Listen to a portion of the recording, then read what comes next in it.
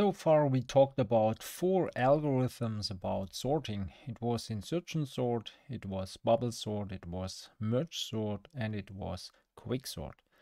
And in the exam I can also ask for sorting for one of these algorithms, but in this case it does not make sense to ask what is the result if we call bubble sort or merge sort or whatsoever, because the result is always a sorted version of the input, and it's quite easy to do that without using the logic of the algorithms.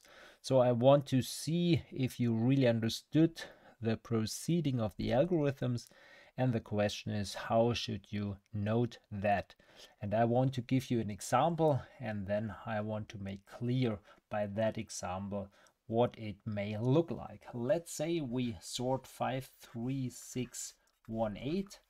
And now what's about selection sort? Selection sort runs through the field and looks for the entry with the smallest value. So there's a first run, and in the first moment 5 is the smallest one, then comparing it with 3 will become the smallest one, 6 no, 1 yes, and this one will be the smallest one. And then we swap the 1 and the 5, and so we get this field. And then we have a second run starting from position, and it stays 3 stays the entry with the smallest value, so we will swap this entry with himself and we will get, then we will do a third run and so on. And now we are done because now we know there's only one element, so there's nothing to do. So done. What about bubble sort? First we compare these two elements and we see they are in wrong order, so we swap. And let's indicate it by that. We compare these two entries and we know they shall be swapped. Then we will compare these two. Then we compare these two and we also swap. And then we compare these two, but they are in correct order. And now we are done with that run, and we will never touch the 8. Let's indicate that here by that line. Then we compare these two. Okay. We compare these two. No, not okay. And we compare these two. Not okay. And now this run is over, and 1 will stay always at that position. It's guaranteed that nothing more will be necessary. And so we start our algorithm here. Okay. And we are done. Merge sort will split, and then we sort both parts independently. How do we do that? We split again. And now we have a field with only one element, and here also. And so we will merge. And how do we merge? We compare these two entries. Then 3 is the smaller one. This stack is empty now. We can take the rest. So let's say we note it that way. Okay, here we also split. Here we have one element, so it's sorted. Here we split one element. So we will merge. We take the 1 and the deck is empty, and we take the remaining cards of the other deck, so we get 1, 8. Now we merge these two. We take the 1, we take the 6, the deck is empty, and we take the cards of the remaining deck, and so we take 8. Now we merge these two. We take the 1, we take the 3, we take the 5, we take nothing more. Now this deck is empty, and we take the remaining cards, 6 and 8. And maybe we can show for one example, compare 1 and 3, and here compare 3 and 6. Okay, this was merge sort, and by documenting it that way, it becomes clear that you really understood what was going on. It's only an example how you can do that. Let's talk about quicksort. First, we find the pivot. It's the mean value of these two. In this case, this is 6.5. And now we take our piece and let's go from the left to the right until we find an element which is not smaller than the pivot. So 5 is smaller, 3 is smaller, 6 is smaller, 1 is smaller, 8 is not smaller. So we stop here at that position. Then we take that piece and we go from the right to the left. 8 is larger. The two changed the side. So now we split this stack and this stack. In this case, unfortunately, we split it only one element. That's the worst case of quicksort. Okay, bad luck. And now let's do the job here. For this field, the pivot is 5 plus 1, 3. Let's take that piece. 5 is larger than 3, so let's stop here. And let's take that piece. 1 is less than the pivot, so we stop here. So we swap these two elements. We step this one position to the left and this one position to the right. 3 is not smaller, so we stop here.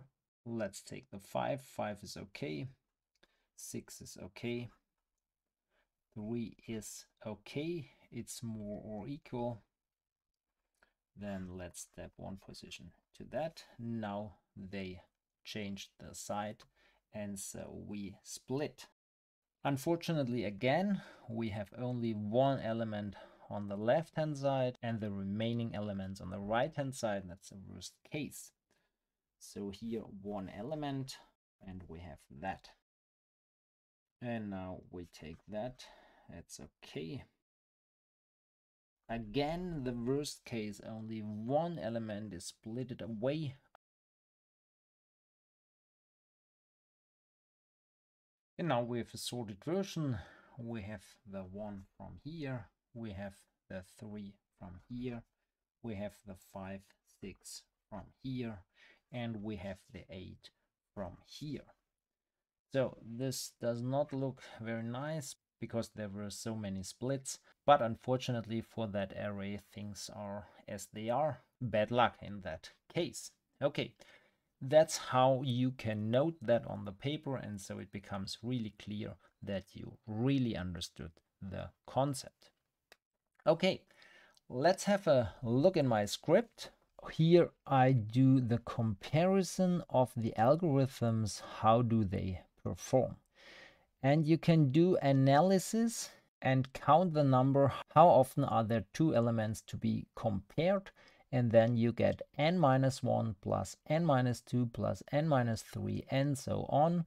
And this is the formula for the sum of all of these. Then you get, if you have n elements in the array, you will have n times n-1 divided by 2 comparisons of elements.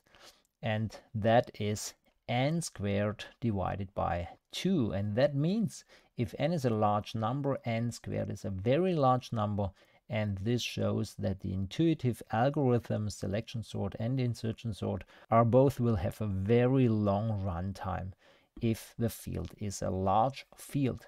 Bubble sort is a good algorithm if the array is already sorted, but normally it will also take this amount of time.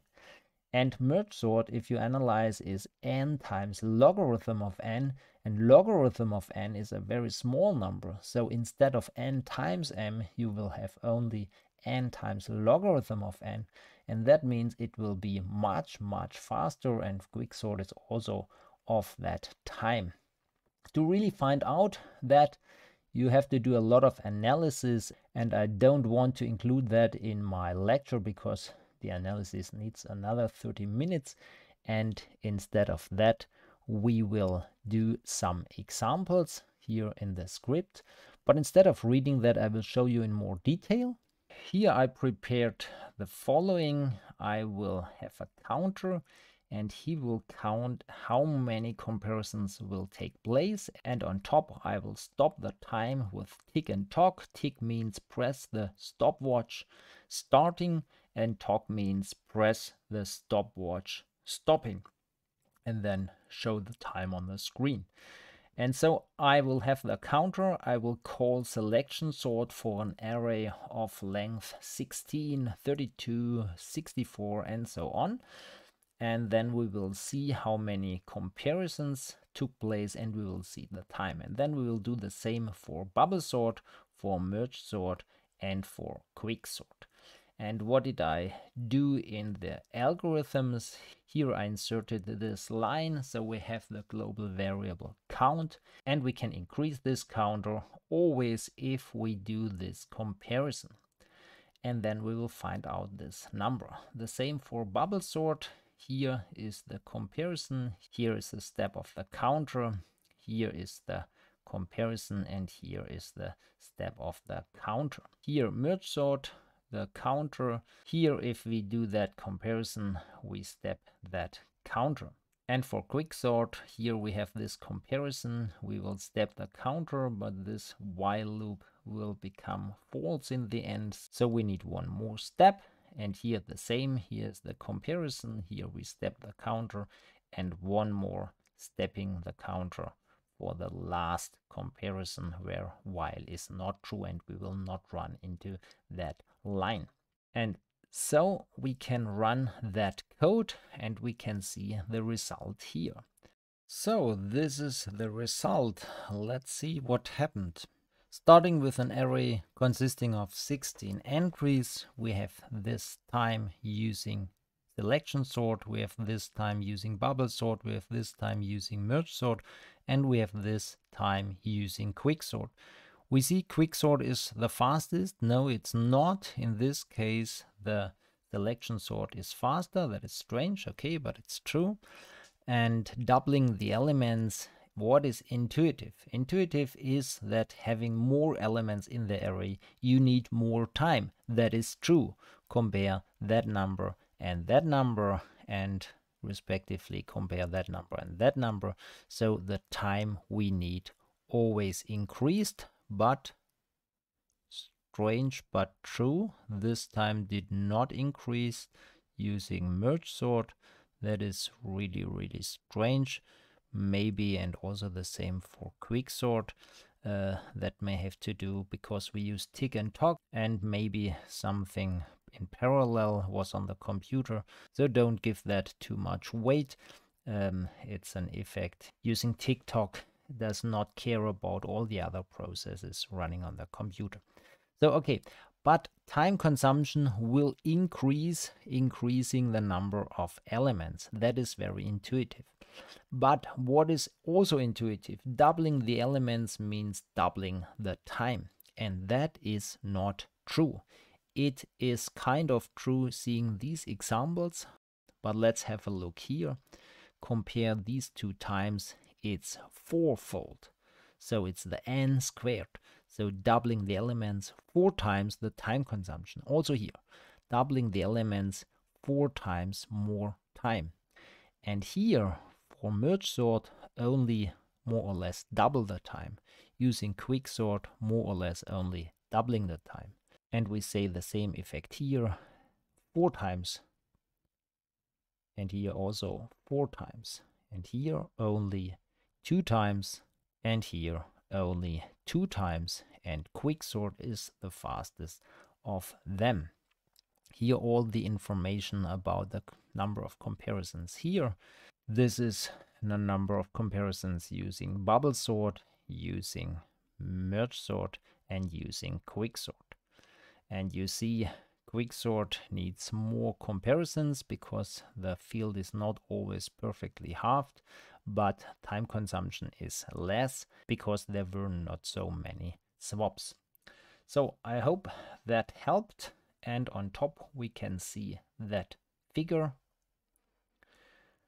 This is the number of comparisons, and you see close to 10 million comparisons using intuitive sort and very few comparisons using merge sort or quicksort. So what do we learn? We learn that the selection sort algorithm is very, very intuitive, and it's very easy to have the idea coding the algorithm like we did here. And it seems to be okay. There is a solution for our problem, so let's step to the next problem. But it's worth doing more work on the same problem, trying to find other algorithms. Bubble sort, okay, was a new idea, but not a really clever one. Merge sort seemed to be complicated. In the first moment, I did not like merge sort because it was a recursive algorithm and it's not so easy understanding recursion. And also quicksort. Oh, recursive algorithm, not so easy to understand. The basic concept is okay, you can understand, but the very details are not so easy, and you really need things like that, and nobody likes things like that because they are so cumbersome. But running the code, we see we needed a lot of time using the simple algorithm, and we needed very few time using the sophisticated algorithm. So sometimes it's worth, if you have a solution to your problem, it's sometimes worth spending a lot of time finding a better solution for your algorithm. And that is what I wanted to make clear by the sorting algorithms.